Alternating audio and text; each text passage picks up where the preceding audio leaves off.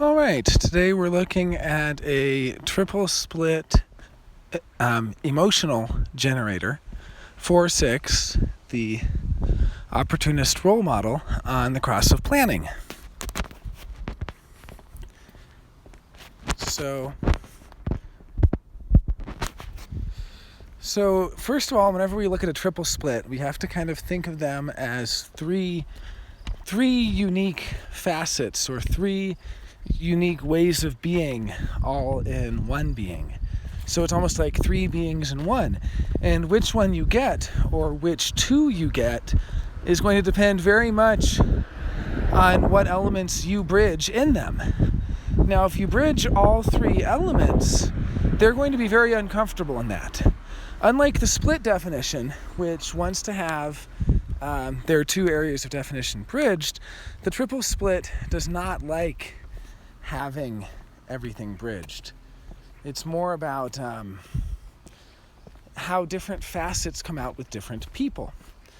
So here we see there's a self-projected projector facet, and then there's an emotional projector facet, and then there's a root sacral generator facet. And these are the three facets, seeing how there's three very distinct sides to this person. One side of them is going to be the side that knows their direction. It has that channel of awakening, that self-love combined with contemplation in the now, knowing who they are in the now, or at least being themselves in the now. There's no awareness connected to that. It's purely mechanical. So I suppose knowing is not the right keynote there. But from that channel 1020, we get what is essentially someone who is has that sense of inner direction, of going the right way. It's a mechanical being going, being in the right place at the right time and directing themselves and so on, the inner GPS. But that's totally split off from the emotional center, the solar plexus, which connects to the ego through that 3740, the design of a part seeking the whole. And this is crucial as part of the cross of planning. This is essentially the design side of the cross of planning for this person. Their design sun in gate 37, their design earth in gate 40. So this is a very important channel, and it's also the channel that ultimately is going to be the authority.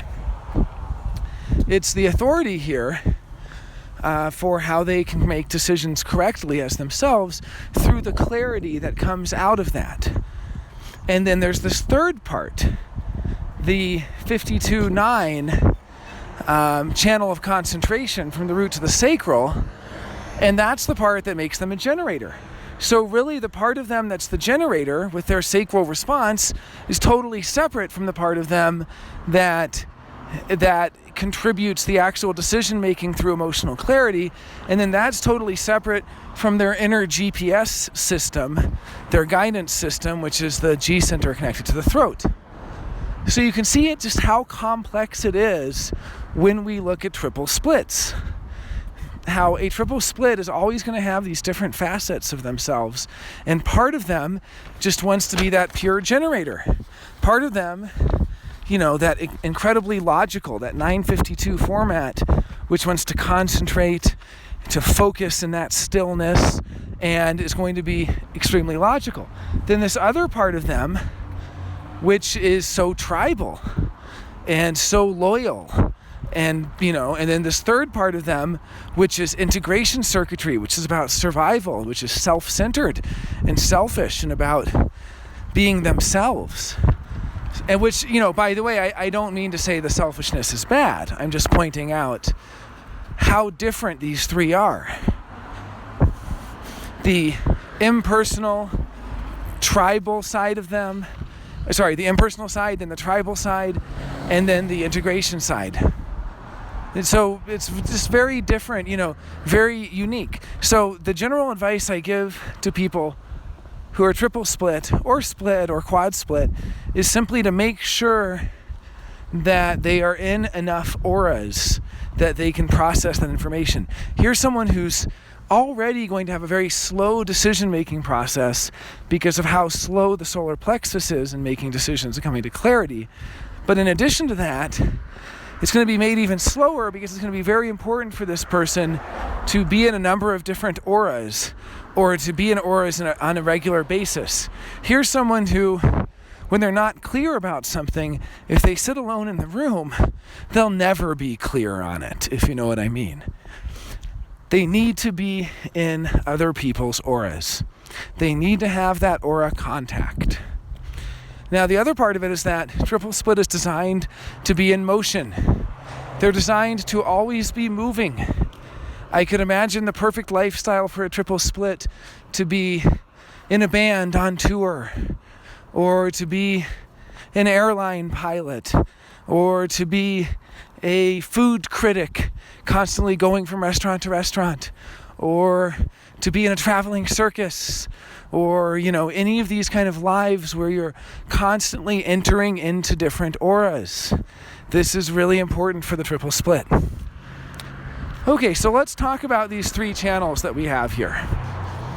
So just starting with the throat, starting at the top, we have the 1020. This is the integration channel, the channel of awakening. Now, at its best, when they're living their design, this is somebody who's wide awake in the now to who they really are, and they have the potential for true self-love. Gate 10 is the gate of self-love. And so this is the potential for true self-love. Okay, one second. So looking at that 1020, the potential to really love yourself, the self-love through awakeness, through being present to what is going on in the now, through the contemplation of the now. This is a channel that Ra had, and so much of his life was about awakening, his own awakening, and also waking up others. But of course, being an integration channel, it's first and foremost about yourself. Well, all these channels have a binary, so it's not self, this is asleep. This is the channel of being asleep. It's not the channel of awakening, right? It's the channel of not knowing who you are, of not loving yourself, because not being... I shouldn't use the term awareness, because there's really no awareness here. It's purely mechanical. Neither the G center nor the throat is an awareness center. And yet, it is about being yourself in the now. Truly being yourself in the now. And expressing yourself. You can notice when you start saying, I am now. Like, I am now considering this. I am now thinking about this. I am not now doing this. I am not now looking at that. I am not now. Those kind of phrases are your G center speaking through your throat, whether or not you're aware of them. It's a mechanic. So moving on to the 3740. Now this is part of the cross of planning, and this is actually the global cycle cross that we've been in since 1615, and it ends on February 15th, 2027. So this is a theme, this is a global theme right now. And if we just look at the four gates of that cross of planning, we have the 3740, which makes the channel, and then we have gate 16, which is where your personality sun is, in the fourth line of gate 16, the gate of skills. And then we have gate 9, the gate of focus. And so what we can see, zooming out from the personal for a moment and just looking at it as a global cycle, we can see that this is a time in history, the past 400 years, that's been all about the family. Gate 37, which is a gate of family and a gate of affection and a gate of cuddling and a gate of support and all this stuff, that's where the spirit has been. The spirit is gate 25, and that's one of the locks of the time. And the key to gate 25, the key to the spirit, has been in gate 37, the family. So the family has been the highest spirituality for all of humanity for the past 400 years. Now we have gate 40 on the other side of the channel, and the lock for gate 40, because gate 40 is the key, it's been the key for the lock of the temple, gate 46. Gate 46 is the temple. So what is gate 40 about, and how can we understand that as the temple of our time? Well, gate 46 is the temple, and gate 40 is what unlocks that temple. I know this is all complex, but this is the global cycle analysis. Just a kind of little segue, or a little aside, and then we'll get back to the reading. And it's relevant because this is your incarnation cross, so you're very much expressing in a personal way what is the overall theme of the time. Okay, well, gate 40 is on the other end of gate 37, and it's so interesting because you look at them together and you see it's a channel of community, a design of a part seeking the whole, and it's kind of surprising to then find out that gate 40 is the gate of aloneness. It's the gate of saying no. Someone says, hey, come out and play. No, I'm not going to. It's the gate of refusal, the gate of denial, saying no to everything. Come on, be part of the group. No, I'm not going to. And so what's funny is that it's actually out of this saying no, this gate of denial and this gate of aloneness, combined with the gate of family and affection and so on. When you combine them together, what you get is the tribal bargain, the bargain that we all enter into, which is effectively the social bond. And that social bond says, I will work for you, but in exchange, I get my aloneness. I will be part of the community, but in exchange, it's a bargain, it's a deal. The deal says, I'll do this, but I get that. I will be part of the community and I will work for the community, but in exchange, I get my alone time. That's what our temple has been. The last 400 years, that temple of, aloneness, and about defining collectively what is fair. The 9-to-5 work week, the 5-day work week, things like this, workers' rights. All of this stuff has come out of the 3740 because it's all about fairness. That's what the bargain is. The bargain is, I will do the work for you, and then I get my alone time. It also works the other way. I'll do the work for you, and then I get the affection. Somebody works really hard, they want the affection, they want the love, they want the nurturing, right? I support you financially, so you'll support me through affection. That's the bargain that the 40 makes with the 37. So it works both ways. On the one hand, the bargain is, I'll do this, I'll give you the affection, and then you'll give me my alone time where I don't have to give you the affection anymore. On the other hand, it's, I'll work for you to get the affection. And you can see that this is very much part of the family structure that has evolved in the world over the last 400 years. Not like the older family structures, which, while still being tribal, were not so much about fairness. They were much more hierarchical and so on. And this is more about what's fair. Now, what's funny is, for anyone who has this channel, this 3740, they are going to determine what's fair in a relationship. They are going to literally determine what is fairness, They're going to, the partner might not think it's fair, but they are going to determine that fairness. They're going to basically say, oh no, it's fair. I did this, so I get that, I did a partnership analysis for a couple, and he had only half of the channel, and she had the whole channel. And his big complaint was that he didn't think it was fair.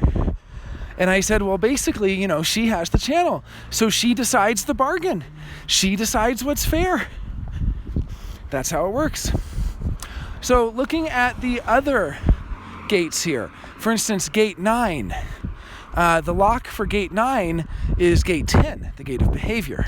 So gate 9 is the key to behavior during this cross of planning cycle. Well, what does that mean? It means that there's an expected code of behavior. And the expected code of behavior is gate 9, focus. Everyone's expected to focus. They're expected to be the good student. They're expected to pay attention in class. They're expected, the societal role that is expected of people is one of focus. And any problem they have, it says, well, they weren't focusing enough. They were negligent. Oh, there's a problem with, little Tommy. He can't focus in school. Better give him the ADD medication, and so on.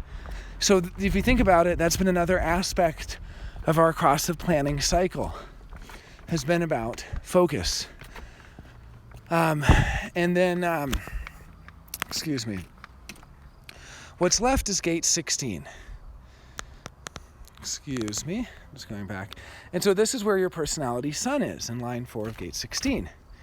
And that's actually been the key to the lock of gate 15, which is about the love of humanity. The love of humanity in all of its extremes. And it's the gate of skills. And so what we found is that this has been a time, the last 400 years, of unprecedented skills. Unprecedented focus and unprecedented skills. There have been so much skilled work, skilled logical work, the expression of skills. Now you with line 4 of gate 16, this is all about, can you transmit these skills to others? Can you express these skills? It's not about learning the skills, line 1. It's not about having your skills called out, line 2. It's not about the trial and error to discover what skills really work and which ones don't, line 3. This is about transmitting. This is about externalizing. This is about demonstrating the value of skills. This is about demonstrating to others how important it is that they have skills. So they can learn how important skills are. This is the 4th line's role. And out of that, building its opportunity network, and it builds its influence through this. So in any case, you can see that, so we're talking about this 3740, just now to bring it back to the personal body graph. This is, at a personal level, this simply means the design of a part seeking the whole.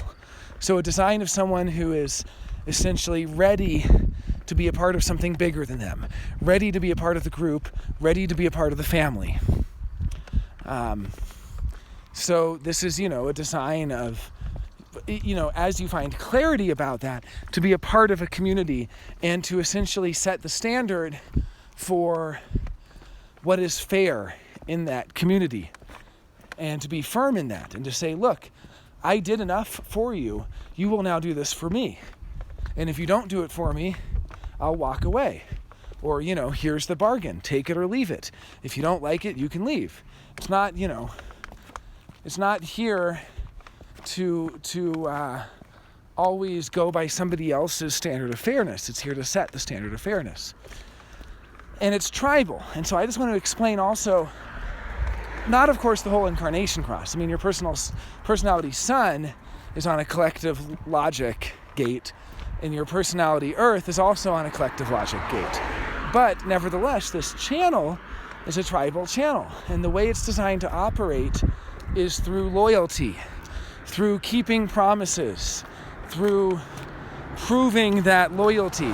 This is a mechanism, right? This is how it's designed to operate. And people who don't have tribal circuitry don't really understand it. And even in this case, being purely unconscious, it's probably a good idea to kind of go over how the tribal works. When the tribal says loyalty, it means loyalty no matter what. And, I should mention, by the way, that you have gate 40 consciously activated on the personality side. So the whole channel is not unconscious. Only the 37's unconscious, which is going to mean, anytime you see this in a chart where half of the channel is conscious, whether or not it's double activated, both conscious and unconscious, if half of it's conscious, there's going to be an awareness only on that aspect, that you're going to notice the gate 40 much more than the gate 37. You're going to notice the necessity of having time alone, the necessity of the denial and the saying no. You'll notice that a lot more than the necessity of gate 37, of the affection on the other end. But in any case, what it's about here, when the tribal says loyal, they mean loyal no matter what. They mean do or die, ride or die, loyal for life. This is the loyalty of you stick with the people that are in your tribe, and you stay by their side, and you support each other, and you make sure that if they need you, you're there for them. This is about fulfilling needs. This is about supporting people. So you can see already how different it is from that 2010, that integration circuitry about self-love and about being yourself in the moment.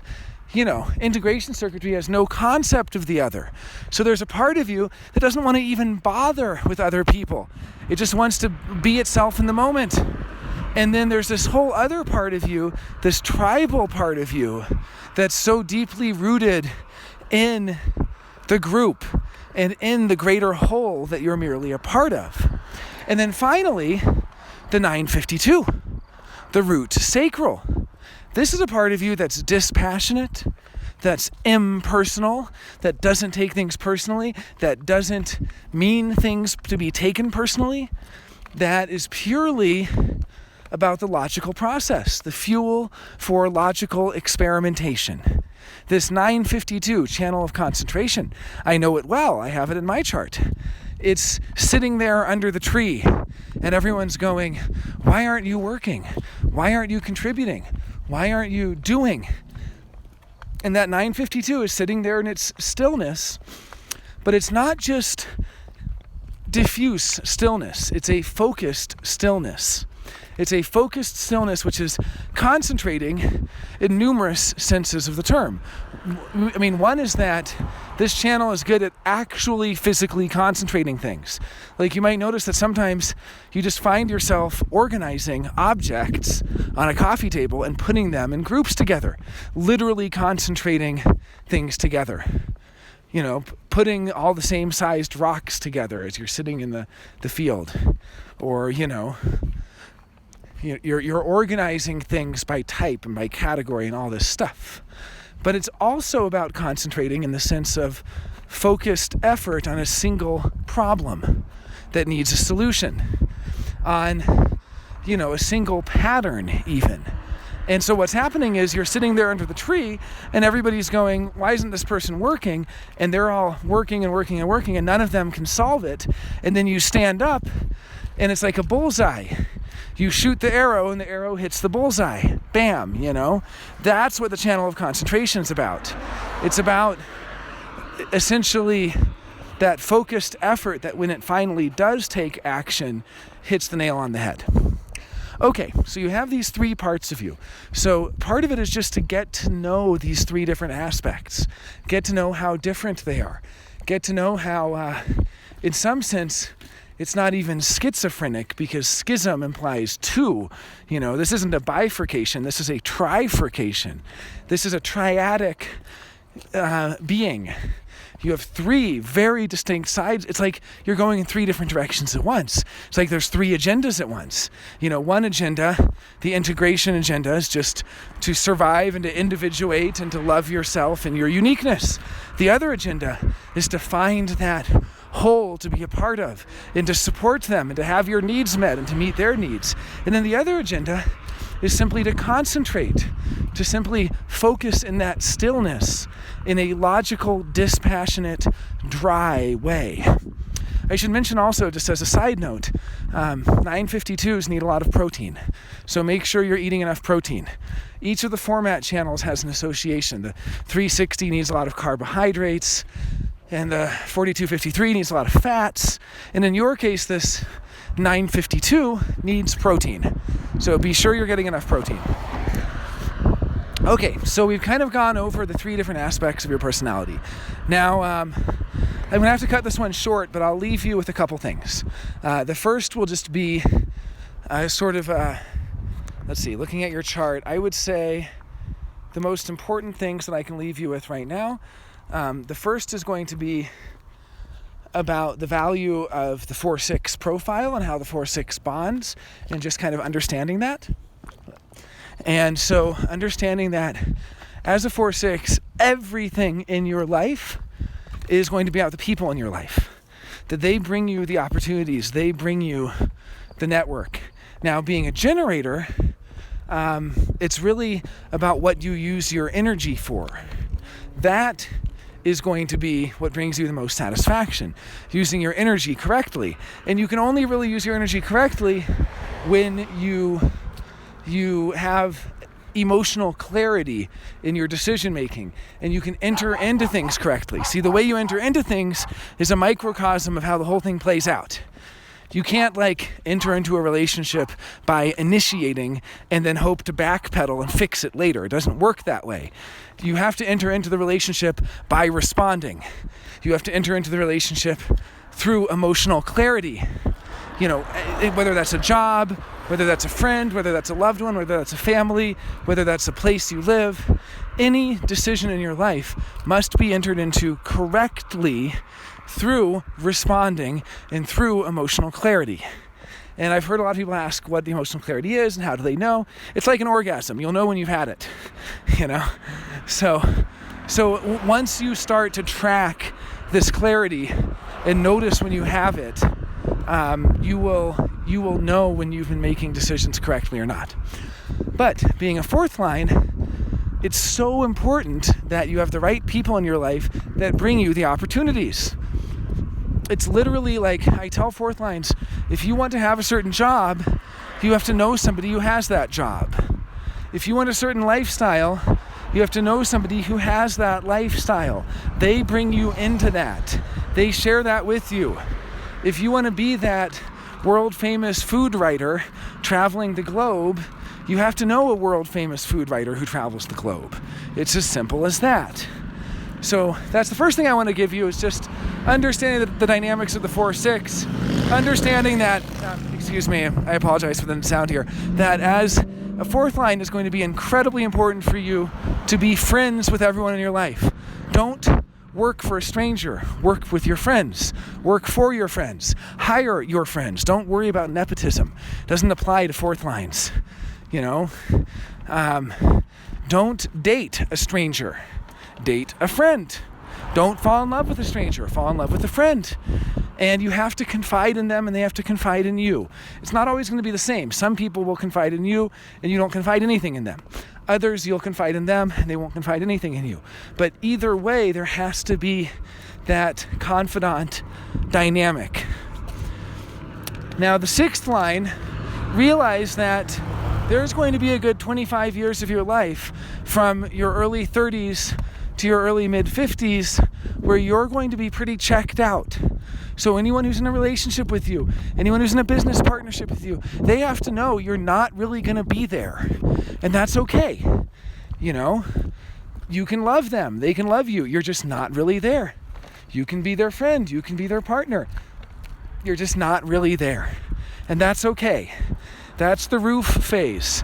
And realize just because you're a 4-6 and not a 6-2 or a 6-3 doesn't get you off the hook.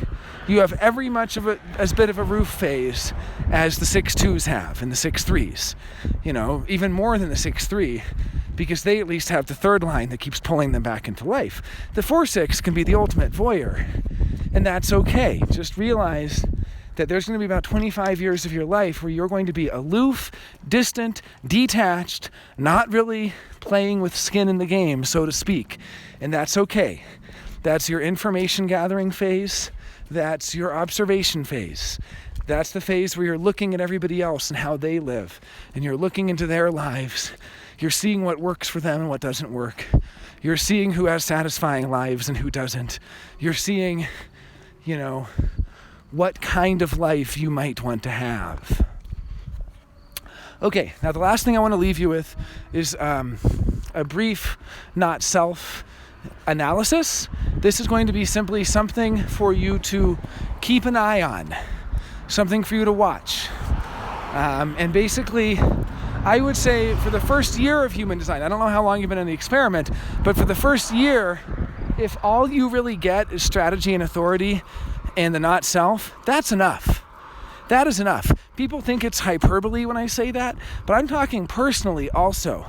That, personally speaking, my first year of human design, yes, I read a lot about profile, and I read about my channels and my incarnation cross and all this stuff, but what I was actually doing on a day-to-day basis, I'm a sacral generator. Single definition sacral generator. I was watching what happens if I never initiate. I was watching what happens if I walk in to a cafe and I just stand there at the counter and I'm not ever the first person to say something. I was noticing what happens if I get up in the morning and I go in the kitchen and someone's there and I don't say good morning, if you catch my drift. I just wait. Because as generators, we're not supposed to initiate. We are not supposed to initiate. So the first experiment is, what happens if you stop initiating? What happens if you stop taking the initiative? What happens if you stop being the first one to say something? What happens if you get really comfortable with those long silences? And then the second thing, I'm single definition, and for single definition and triple split like yourself, we have something in common. We actually have more in common than we have with the split definition. What we have in common, one of the things is that it is the centers which are the strongest, not self-conditioning. So I have undefined ego, which is the absolute strongest, not self-center there is. Now you have a defined ego, so this doesn't apply to you. But for me, with my undefined ego, that whole first year, I was just noticing every time I got my feelings hurt, every time I felt threatened, every time,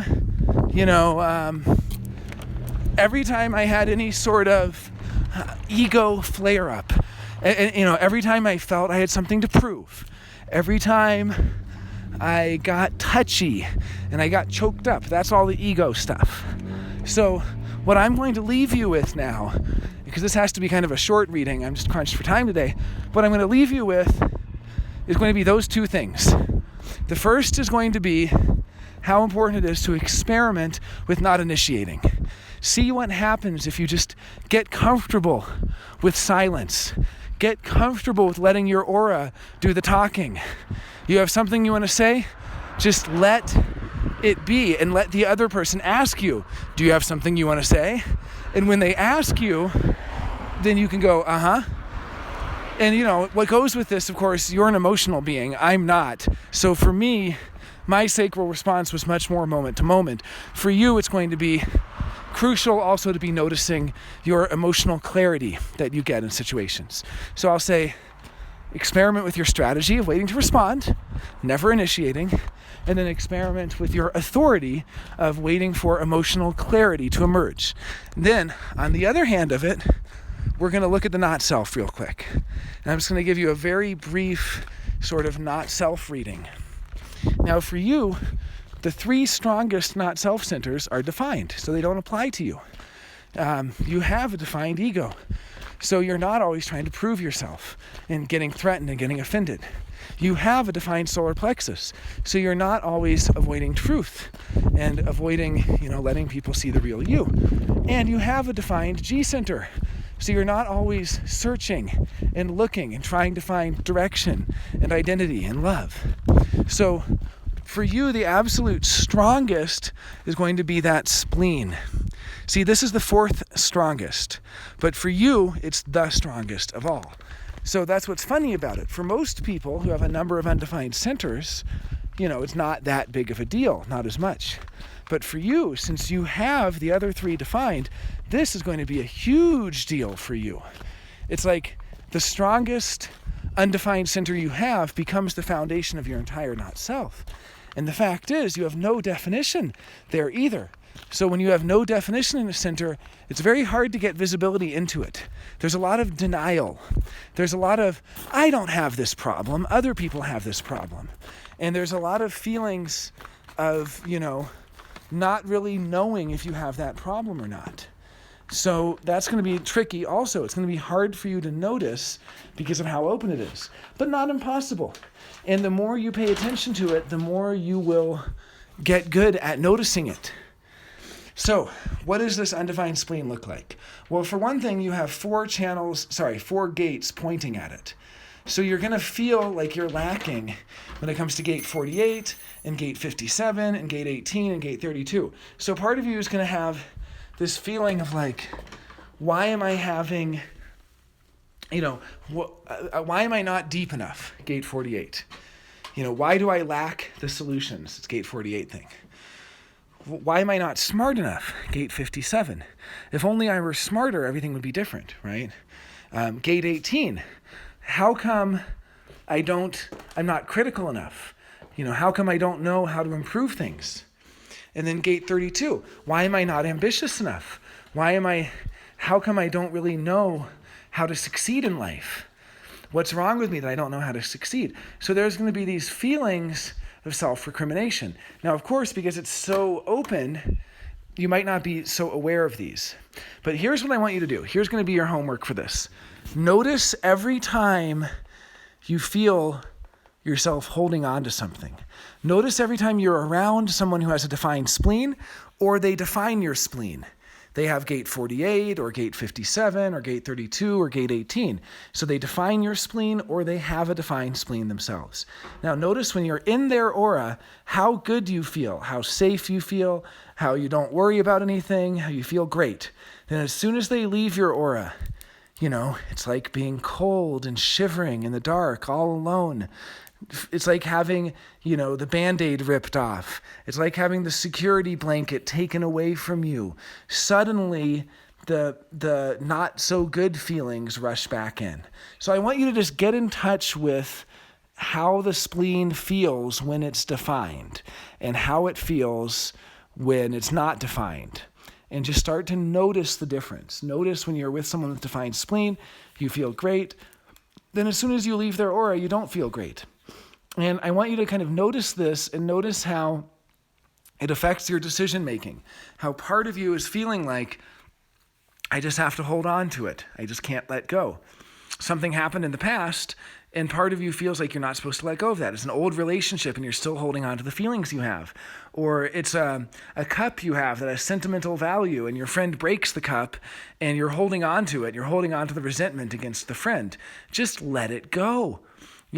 It could be boxes of old photos or old love letters. It could be old dreams you had. Maybe you had a dream of starting your own business and going into business with this and this, and you ended up with a real bitter, sour taste afterwards because it didn't work, and your business partner betrayed you, and you're holding on to all that regret.